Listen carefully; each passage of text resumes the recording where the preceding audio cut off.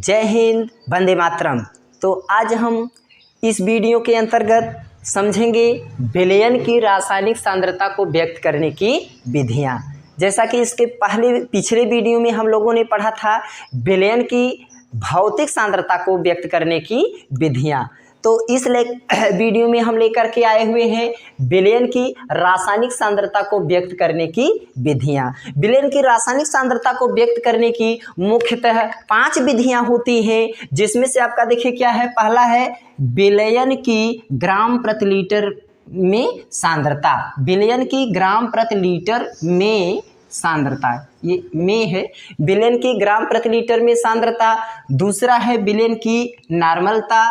तीसरा है विलयन की मोलरता और चौथा है विलयन की मोललता और पांचवा है विलयन की मोल प्रभाज, जिसको कि मोल अंश, mole fraction of solution. English में सबको क्या बोलते हैं? Strength of solution in gram per litre. विलयन की ग्राम प्रति लीटर में सांद्रता, इसको कैपिटल एस से प्रदर्शित करते हैं। उसके बाद हमारा है विलयन की नॉर्मलता, इसको इंग्लिश में बोलते हैं नॉर्मलिटी ऑफ सॉल्यूशन, इसको कैपिटल एन से प्रदर्शित करते हैं। उसके बाद आपका है विलयन की मोलरता, जिसको कि मोलरिटी ऑफ सॉल्यूशन इंग्लिश में बोलते हैं, इसको कैपिटल एम से प्रदर्शित किया जाता है। उसके बाद विलयन की मोललता, मोलरिटी ऑफ सॉल्यूशन, इसको स्मॉल एम से प्रदर्शित किया जाता है। उसके बाद हमारा पांचवा हेडिंग है विलयन की मोल प्रभाज, जिसको कि मोल अंश के नाम से जाना जाता है। मोल फ्रैक्शन ऑफ सॉल्यूशन, इसको कैपिटल एक्स से प्रदर्शित करते हैं। तो अब हम वन बाय वन एक एक को विस्तृत ढंग से समझेंगे।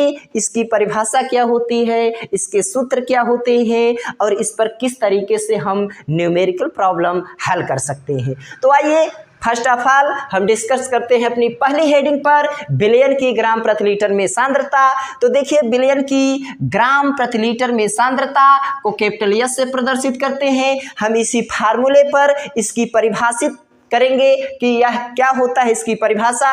तो देखिए विलय का भार ग्राम में बटे विलयन का आयतन लीटर में, ये लीटर में है। तो इसी सूत्र पर हम विलयन की ग्राम प्रति लीटर में सांद्रता को परिभाषित करेंगे। क्या करेंगे? देखिए यहाँ लीटर है और यहाँ क्या है? प्रति लीटर। प्रति लीटर का मतलब 1 लीटर। तो 1 लीटर विलयन में विलय के ग्रामों की संख्या को विलयन की ग्राम प्रति लीटर में सांद्रता कहते हैं। विलयन की ग्राम प्रति लीटर में सांद्रता को कैपिटल एस से प्रदर्शित करते हैं।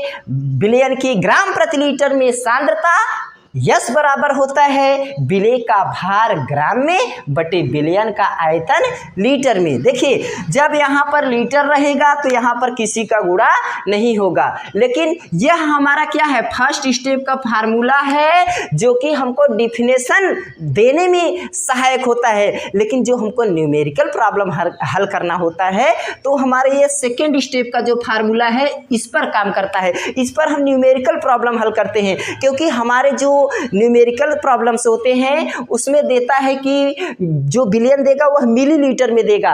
तो हम इसकी फार्मूला लिख सकते हैं, दूसरा या करके लिख सकते हैं विलयन की सांद्रता S बराबर विलय का भार ग्राम में बटे विलयन का आयतन मिलीलीटर में। और जैसे ही हम मिलीलीटर लिखेंगे तो इसमें 1000 का गुणा हो जाएगा इसी सूत्र में। देखिए यहाँ लीटर था तो इसमें कुछ भी गुणा नहीं हुआ था, और इसमें क्या है? मिलीलीटर है तो इसमें 1000 का मल्टीप्लिकेशन हो गया है। तो ये परिभाषा हमारा न्यूमेरिकल हल करने के लिए होता है, जो सेकंड वाला है। और इसी को हम गणितीय भाषा में लिख सकते हैं कि विलयन की सांद्रता को कैपिटल एस से प्रदर्शित करते हैं। तो एस बराबर विलय का भार ग्राम में है तो भार को W से वेट होता है, तो W/V इन ml गुणे 1000, जिसको हम इस तरीके से इक्वेशन नंबर 1 बना लेते हैं। तो इस तरीके से हमारे हिंदी मीडियम की डेफिनेशन हुई। इसी में अगर हम इंग्लिश में इसको बताना चाहे तो क्या होगा? देखिए विलय का भार ग्राम में बटे विलयन का आयतन लीटर में है।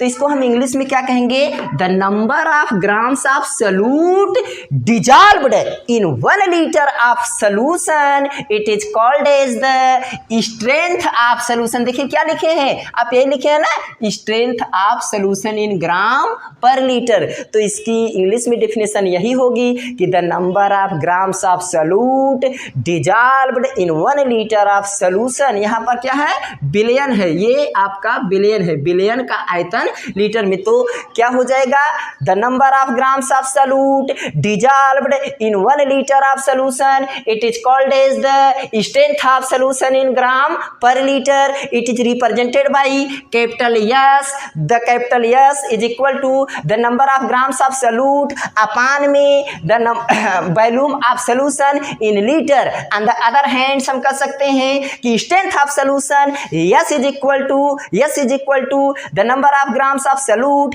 अपान में the volume of solution in millilitre into 1000 and short form of the mathematical form of the strength of solution in S is equal to W upon V in ml into 1000 in equation number 1। अब इसमें हम एक relation निकालेंगे। जैसा कि हम जानते हैं विलयन की सांद्रता और नॉर्मलता में एक संबंध होता है। क्या होता है, विलयन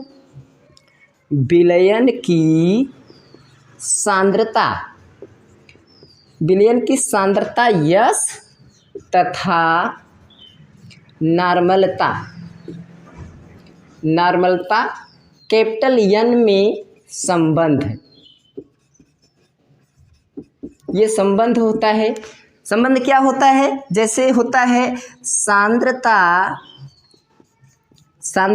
कैपिटल एस से प्रदर्शित करते हैं, सांद्रता बराबर नॉर्मलता कैपिटल एन से प्रदर्शित कर लिया जाता है। और गुणे में तुल्यांकी भार, ये हमारा तुल्यांकी भार कैपिटल ई से प्रदर्शित करते हैं। तो इस तरीके से हमारा यह सूत्र हो जाता है, कैपिटल एस बराबर कैपिटल एन गुणे में कैपिटल ई, इक्वेशन नंबर 2। ये हो गया आपका 2, समीकरण 2। अब समीकरण 1 यह है, समीकरण 2 यह है।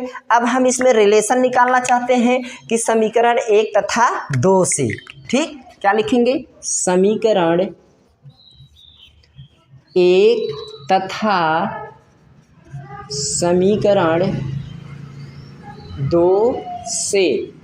तो 1 और 2 से जब हम करेंगे तो बायां पक्ष बाएं के बराबर, तो दायां पक्ष दाएं के बराबर हो जाएगा। तो W बटे में क्या है, V इंटू 1000 बराबर क्या लिख देंगे भाई, समीकरण 2 में है N इंटू ई। अब हम यहाँ से इसको इधर भेजेंगे तो क्या हो जाएगा, आइए इधर देख लेते हैं। तो W बराबर आपका हो जाएगा W इज इक्वल टू क्या हो जाएगा, N इंटू ई इंटू भी अपान में क्या हो जाएगा 1000, क्या हो जाएगा 1000। तो ये हमारा क्या है, एक बहुत ही VIP फार्मूला है जो कि हमें प्रैक्टिकल में, प्रयोगशाला में तौल परीक्षण जब हम करते हैं तो वहाँ पर विलेय का भार ज्ञात करने के लिए सूत्र का इस्तेमाल किया जाता है, जहाँ पर W होता है क्या। अब हम इसके पदों को स्पष्ट करना चाहेंगे कि W क्या होता है, विलेय का भार। क्या होता है, विलेय का भार, ये विलेय का भार हो गया। और आपका क्या हो गया, कैपिटल एन क्या हो गया, विलेय की नॉर्मलता, विलेय की, ये हो गया आपका विलेय की नॉर्मलता हो गई, नॉर्मलता। तो इस तरीके से आपका ई क्या हो जाएगा, कैपिटल ई आपका हो जाएगा। इसी तरीके से विलेय का तुल्यांकी भार, विलेय का तुल्यांकी भार हो जाएगा, तुल्यांकी भार। और भी तो आप जानते ही हैं, क्या हो जाएगा, भी आपका हो जाएगा विलयन का आयतन मिलीलीटर में, लीटर में भी हो सकता है या मिलीलीटर में भी हो सकता है, मिलीलीटर में। तो इस तरीके से इसके पद स्पष्ट हुए। अब हम अगली वीडियो में लेकर के आएंगे विलयन की नॉर्मलता। इसी तरीके से विलयन की नॉर्मलता के बारे में भी फार्मूले हैं, परिभाषा है, सूत्र हैं और इस पर अच्छे अच्छे प्रॉब्लम्स लगते हैं। तो तब तक के लिए जय हिंद, वंदे मातरम।